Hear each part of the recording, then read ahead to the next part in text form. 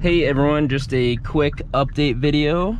So I've owned this car since April 23rd, so that's about 3 months now. And I honestly just want to share some feedback with you guys about how I'm feeling about my car purchase and whether or not I regret it. So first off, I want to say, not to scoop myself here, but I do not regret it. I've honestly loved this car over the past 3 months. It's been a great daily driver as I drive 100 miles a day for a commute. Over the past 6,600 miles, I've loved almost every minute of this car. I would say that the one area where I don't enjoy driving it would be traffic. Just because the nature of the dual clutch transmission, it's a little jerky at low speeds, but nothing that would inhibit me from buying this car. If I had the money again and I was looking for, a sporty sedan, this would definitely be my top contender still to this day. Or maybe I would hold out for the Elantra N, but regardless, if you pick up an N line right now, you could probably get your dealer to, get you into the N when it comes out for honestly cheaper. And I'm not saying cheaper than what they would normally cost, but I would say, maybe a couple thousand under MSRP if that's what they'll go for. I really hope that there's not going to be markups on those cars because I'd love to own one, but if they're charging above MSRP, I would stay away and maybe just get a Veloster N for the first year or so and wait for the next batch of Elantra Ns to come out. But so this video wasn't going to be regarding, whether or not to get an Elantra N. This was about my Elantra N line. I will say for the most part, I love driving this on a daily basis. My favorite way to drive this car is just by getting it in the sport mode where you can manually shift the dual clutch transmission. It makes it a lot of fun. You can stay in your power band, above 3,000, 3,500 RPM and just let it rip every once in a while, and it's honestly a good time. The best way to access your power band is to get it to like around here, roughly, 3,300, 3,500 RPM. Turn traction control off and just woo!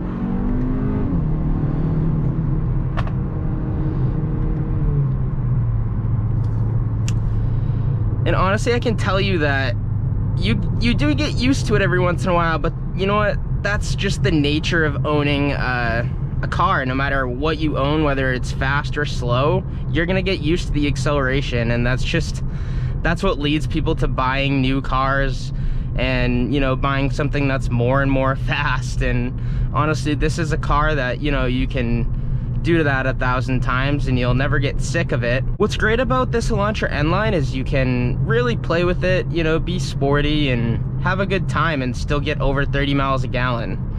On my drives, I usually get anywhere from 35 to 40. Typically 40 when I'm just highway cruising around 80 miles an hour or so, allegedly. And and so leave a comment below if you're an Elantra N-line owner and whether you use the paddle shifters on the steering wheel or the steering column the shifting column to shift your car. Let me know, because honestly I do a little bit of both.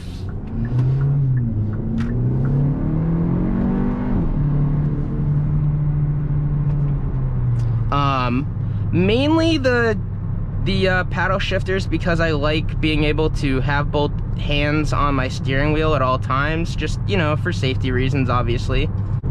So with the Apple CarPlay system, it does have some hiccups every once in a while where it'll just disconnect on my phone and I can't pair it back until typically the end of my drive, and that can be cumbersome and a long commute home where I don't have the ability to put it in park and reconnect my phone. Something I'd like to address in this video too is this smart mode.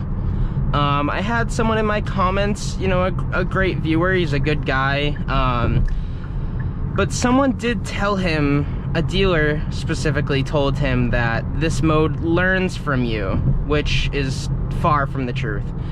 So what it actually does is smart mode analyzes how you're currently driving, whether you're, you know, flooring it or just driving casually, and it puts you in the drive mode accordingly.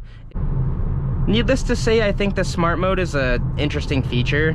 It's not something I like using just because I'm pretty decisive. If I want to be driving quickly, I keep it in sport mode. If I want to be driving normally and casually, I keep it in normal. I do wish it had an eco button. Maybe I probably wouldn't even use it, so I shouldn't even say that. But I mean, regardless, even in sport mode, I get pretty much the same fuel economy, because really all it's doing is, I mean, it'll keep you in a lower gear, but if you just upshift, it's pretty much the same, but you get the throttle response. So I like to be able to control what gear I'm in and keep it in sport mode, because then you can get the best fuel economy and also get your throttle responsiveness that you want.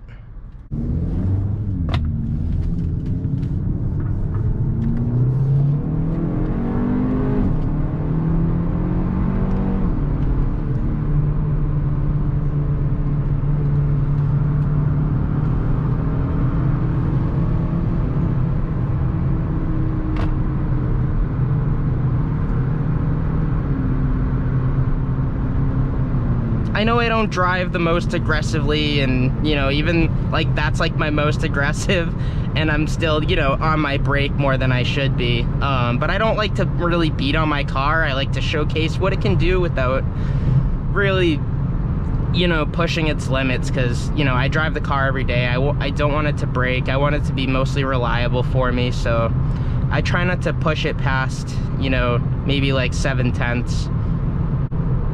I do think that these Elantras are pretty durable, and honestly Hyundai and Kia do a great job over the past, you know, maybe like 10-15 years or so of, you know, really standing behind their warranties. So although they've had some recalls recently, I don't believe on the N-Line specifically, but on some other models, I do think that Hyundai and Kia make reliable cars, so I wouldn't be too much worried if you're within the warranty of your car.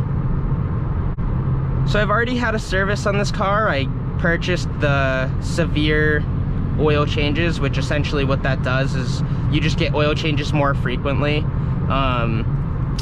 Just because I like to keep fresh oil in my car and, you know, make it last as long as I can, because, you know, I care about the car and I want it to be reliable for me and for, you know, future owners.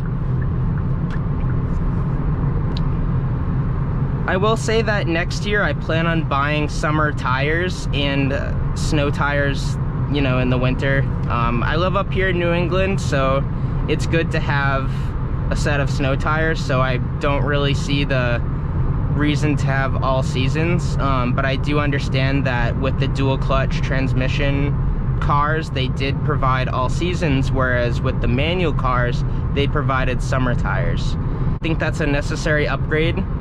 Do not skimp out on tires, people. I'm telling you, you can purchase all the nice exhausts and air intakes and intercoolers or whatever you want to do to your car, but definitely also get better tires. Do not cheap out on tires. They're essentially, if you see it this way, right? So if I were to run a mile, and I run 2 miles, so one of my miles I'm running in sneakers and one I'm running in flip-flops, which one am I gonna do faster?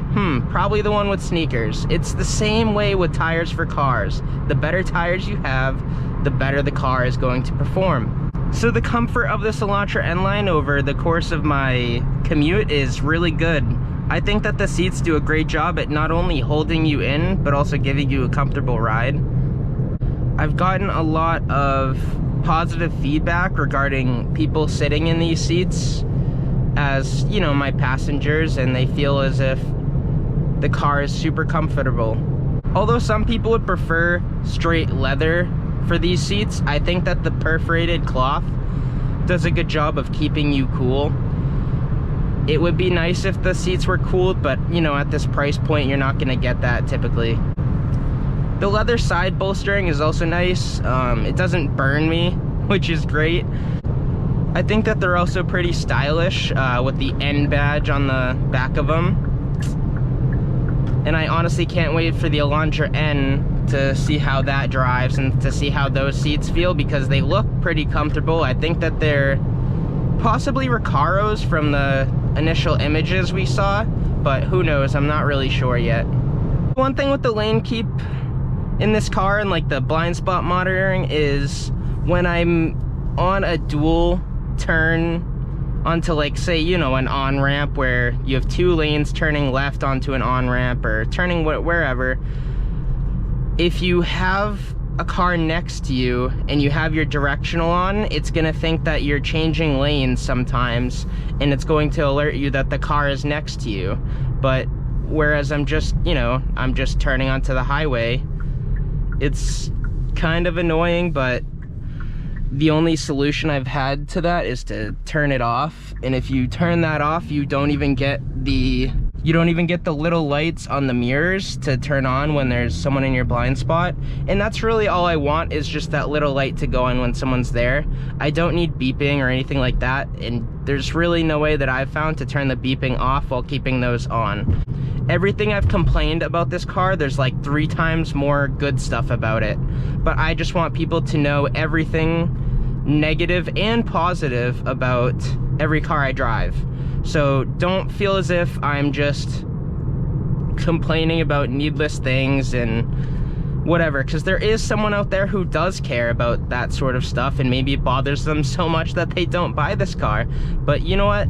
I just want everyone to be as informed as possible, and I don't feel uncomfortable making, you know, slight insults at how a car drives or how it operates or anything as far as the infotainment system, the safety system, whatever. You know, I'm not here to coddle car manufacturers. I'm here to give you the honest truth about how I feel driving a car and whether or not you should be purchasing it. I'm all about honesty here on this YouTube channel. I'll never keep information from you guys or tell you a lie, because I want you guys to be informed buyers going into the market, just as I am when I watch people's videos and when I get feedback from journalists as far as how they feel driving this car. Because I purchased this car knowing what another journalist said about it, and all their feedback made me want to go drive one. And then when I drove one, I loved it, and I still love it to this day 3 months later. So if you guys have any questions, leave them in the comments. Yeah, please leave comments below. Please ask questions. I'm always here to answer your questions. I check my YouTube on a daily basis so I could see and answer all of your questions that you guys have for me.